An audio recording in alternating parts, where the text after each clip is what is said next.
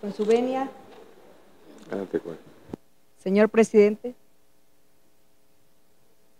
compañeros diputados, compañeras diputadas,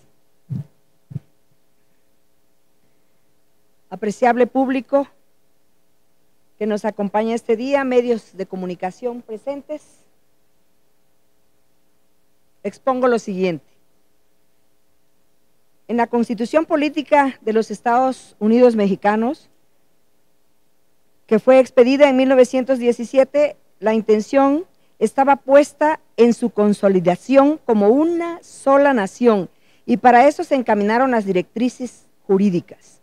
En el 92 se produjo el primer cambio constitucional que incluyó el reconocimiento de la pluriculturalidad de la nación para armonizar su contenido con la reciente ratificación del convenio 169 de la Organización Internacional del Trabajo sobre pueblos indígenas y tribales en países independientes. Fruto de la revisión del convenio 107 sobre poblaciones indígenas y tribales que databa de 1957. Posteriormente fue nuevamente modificada la Constitución en el artículo 2, cuyo texto reiteró la composición pluricultural de la nación y contempla varios derechos colectivos de los pueblos indígenas. En esa pluriculturalidad fueron omitidos los pueblos negros de México. En la Costa Chica de Guerrero y Oaxaca surgieron varias organizaciones que desde hace más de 20 años y de diversas maneras plantearon su exigencia para ser reconocidos como pueblos en la Constitución Federal. Un reconocimiento en especial al padre Glynn, quien fue un sacerdote de Trinidad y Tobago, pero que muchos años estuvo viviendo en las costas de Oaxaca, precisamente en una comunidad de Pinotepa Nacional que se llama El Ciruelo, y él fue promotor precisamente de esta inclusión, fue promotor de buscar ese reconocimiento constitucional de los pueblos negros. Fue así que en el Senado, el 30 de abril de este año, luego en la Cámara de Diputados el 27 de junio del 2019, después de recabar la votación en sentido positivo de los congresos locales de 17 entidades federativas, fue enviada al Poder Ejecutivo Federal para su promulgación y publicación. Ahora, a partir del 9 de agosto, los pueblos y comunidades afromexicanas son parte de la Constitución Federal, recalcando que esto se debe al compromiso cumplido por parte de los legisladores de la Cuarta Transformación y desde luego del presidente de la República, el licenciado Andrés Manuel López Obrador. El texto crea un apartado C para incluirlos y a la letra dice: esta Constitución reconoce a los pueblos y comunidades afromexicanas, cualquiera que sea su autodenominación, como parte de la composición pluricultural de la nación.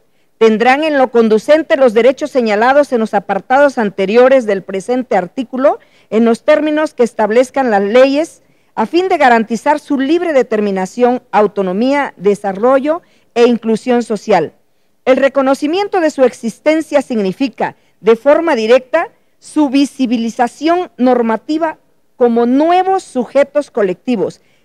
Esto les permite sumarse al reclamo de los pueblos indígenas para ser reconocidos como sujetos de derecho público, con personalidad jurídica y patrimonio propio, con la cual la actual plataforma de interpretación que se deriva de la reforma de los derechos humanos, los pueblos y comunidades afromexicanas pueden utilizar ese punto de apoyo constitucional para demandar la interpretación conforme lo que les permitirá exigir sus derechos, aunado a que ahora se tiene la certeza jurídica de que como afromexicanos o afromexicanas pueden ser expresamente considerados dentro de las llamadas categorías sospechosas o grupos en situación de vulnerabilidad para exigir medidas específicas o acciones afirmativas de políticas públicas que les beneficien.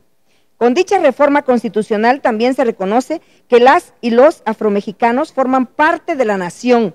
Esto contribuye a marcar una ruta para identificar las acciones que se requieren para que el Estado mexicano afronte su deuda histórica con ellos.